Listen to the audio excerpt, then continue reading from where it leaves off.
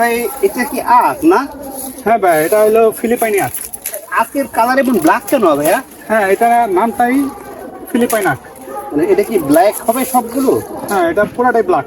দেখেন গুড়াতে আগে পর্যন্ত পুরাটাই ব্ল্যাক। ব্ল্যাক। এটা মিষ্টতা কেমন এটা?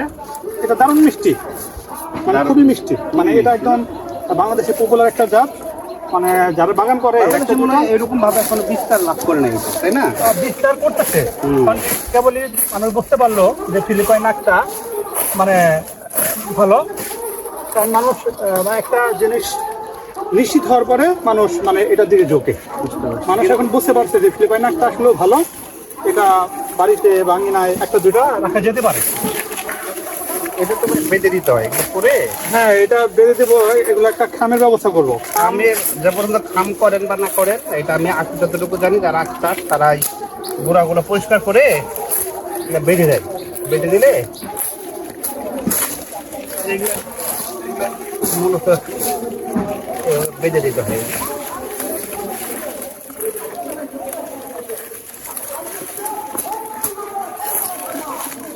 একটা সময় তো আপনাদের এলাকা খুবই পপুলার ছিল আখের জন্য। আখ চাষের জন্য।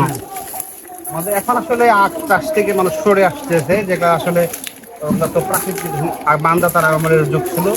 বর্ষা মৌসুমে আখগুলা পরে নষ্ট হয়ে যায়, মানে লস হয়। এখন প্রায় ধানের দিকে চলে যাচ্ছে।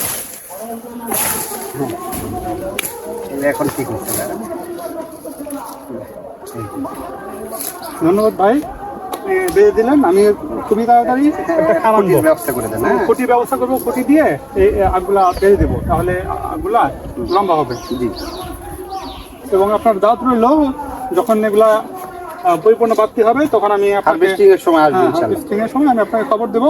আপনি চেষ্টা করবেন টেস্ট করার জন্য যে আমি সত্য বললাম নাকি ঠিক আছে। যদি ভালো হয় ভাই, যদি মিষ্টতা ভালো হয় ইনশাআল্লাহ আমরাও আবার নতুন করে আখ চাষের দিকে ঝুঁকবো। আমাদের অঞ্চলে আবার কালটিভেশন চলে যাবে।